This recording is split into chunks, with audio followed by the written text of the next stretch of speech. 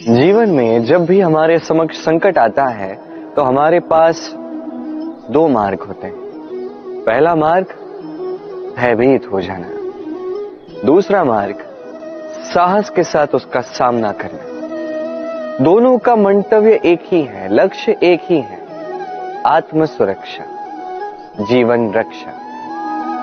किंतु भय को दुर्बल माना जाता है और साहस को आपका बल माना जाता है। कारण यह है कि भय एक केवल एक प्रतिक्रिया है, वही साहस ये एक निश्चय, एक प्रतिबद्धता है। और साहस के साथ यदि संकट का सामना आप करोगे तो हो सकता है उस संकट का सदा सदा के लिए आप दमन कर दो। क्योंकि संकट जब आता है सर्वप्रथम हमारा द्वंद्व होता है यहां मन।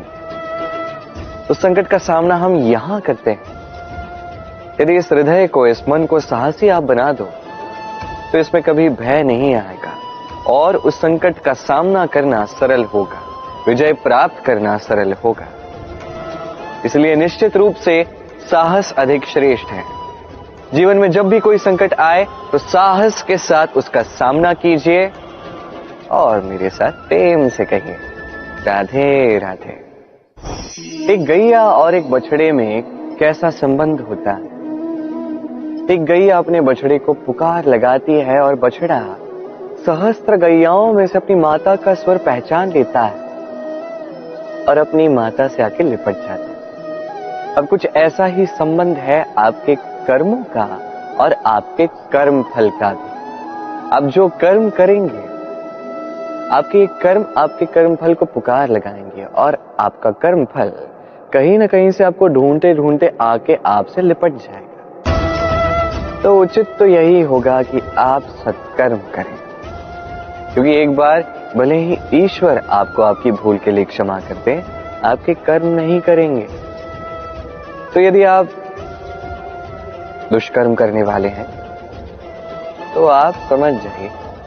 अब यदि आप शुभ कर्म करने वाले हैं तो आप समझ जाइए, जो आपका कर्म होगा आपका फल आपके पास अवश्य आएगा। आज नहीं तो कल, कल नहीं तो कुछ और समय में, किंतु आएगा अवश्य। आइए मेरे साथ प्रेम से कहिए राधे राधे। हम सभी कभी ना कभी जीवन में ईश्वर से कुछ ना कुछ मांगते हैं और ईश्वर जब हमारी मनोकामना पूर्ण करते हैं हम बड़े प्रसन्न हो जाते हैं।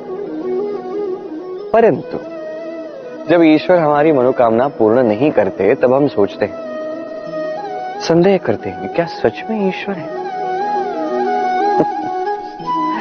आपको एक बात बता दूं, यदि आपने ईश्वर के समक्ष अपनी इच्छा रखी, अपनी मनोकामना रखी और ईश्वर ने वो पूर्ण कर दी, इसका अर्थ ये है कि ईश्वर जानते हैं कि आपको इसकी आवश्यकता है। किंतु यदि आपने कामना की और वो पूर्ण नहीं हुई तो बस इतना स्मरण रखिए, ईश्वर वो सब देख सकते हैं जो आप नहीं देख सकते। दूसरा कारण ये है कि ईश्वर ये बात भली भांति जानते हैं कि जो इच्छा आप रख रहे हैं वो इच्छा आप स्वयं अपने बल पर पूर्ण कर सकते हैं। तो यदि आपकी इच्छा ईश्वर पूर्ण करते हैं तो उन्हें धन्यवाद कहिए। यदि इच्छा पूर्ण नहीं करते हैं तो और भी धन्यवाद कहिए, क्योंकि वो आपके लिए या तो अच्छा कर रहे हैं या तो आपको उतना योग्य समझ रहे हैं कि आप स्वयं अपनी इच्छा, अपने स्वप्न पूर्ण कर सकते हैं। अपना कर्म करते जाइए, जीवन में आगे बढ़ते जाइए और मेरे साथ प्रेम से कहिए राधे राधे। आम और नीम दोनों ही अपने अपने स्थान पे अत्यंत विशेष, अत्यंत श्रेष्ठ। आम हमारी शक्ति बढ़ाता है, वही नीम रोगों से लड़ने की हमारी क्षमता बढ़ाता है। अब आम अत्यंत मीठा होता है और नीम कड़वा होता है। अब क्या इस कारण से नीम को निराश हो जाना चाहिए या स्वयं से घृणा करनी चाहिए कि वो कड़वा है? कदापि नहीं। देखिए, नीम कड़वा है, इसमें नीम का कोई दोष नहीं है, दोष जिह्वा का है, जिसे मीठा भाता है और कड़वा नहीं भाता। किंतु यदि आप नीम का उपयोग अपने जीवन में नहीं करोगे तो रोगों से लड़ने की आपकी क्षमता बढ़ेगी ही नहीं। तो नींव तो है अत्यंत महत्वपूर्ण। इससे आपको क्या सीख मिले? यही कि कभी भी जीवन में किसी और के मापदंडों पे स्वयं को मत परखिए। आपकी योग्यता, आपकी विशेषता, आपके गुण अवगुण, ये स्वयं आप समझ जाइए, इतना ही पर्याप्त है। आइए और मेरे साथ प्रेम से कहिएगा, राधे राधे। क्या आपने कभी कुएं से जल निकालते हुए किसी को देखा है? एक पात्र को रस्सी से बांधा जाता है, उसे कुएं में डाला जाता है, खींच के तब जल प्राप्त होता है। सरल सी बात है, परंतु कभी ये सोच के देखिए, कुएं में पात्र डालने के पश्चात यदि पात्र सीधा ही रहे तो वो जल में प्रवेश कर ही नहीं सकता। ना जल उस पात्र में प्रवेश कर सकता है, उस पात्र को झुकना पड़ता है, तब जाके जल उसमें प्रवेश करता है, तब जाके खींच के आपकी प्यास बुझती है। अब इसमें जीवन की एक अमूल्य सीख छिपी है, एक सीख जो संसार के हर एक व्यक्ति के लिए महत्वपूर्ण है, और उस सीख का नाम है विनम्रता। संसार में हर एक व्यक्ति को विनम्र होना चाहिए। आप स्वयं को विनम्र बना दीजिए, आपको बड़ों का आशीर्वाद भी प्राप्त होगा, सफलता का साथ भी प्राप्त होगा। आप विनम्र नहीं, कुछ भी टिकेगा नहीं। तो विनम्र रहिए और मेरे साथ प्रेम से कहिएगा, राधे राधे।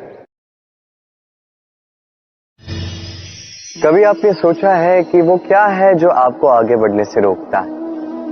जैसे कि आप मार्ग से चल रहे हैं, पांव में मोच आपको आगे बढ़ने से रोकती है। वैसे ही जीवन में छोटी सोच आपको आगे बढ़ने से रोकती है। देखिए, यदि एक चाक है जो टूटी हुई है, वो आपको मिट्टी के पात्र नहीं बनने देती। उसी प्रकार किसी से ईर्ष्या करना आपको महान नहीं बनने देता। मैं ऊंचा हूं और वो नीचा है, ये विचार कभी आपको ऊंचे उठने नहीं देता। मन से सारे विकार, ईर्ष्या, मोह, लोभ, लालच सब निकाल फेंकिए।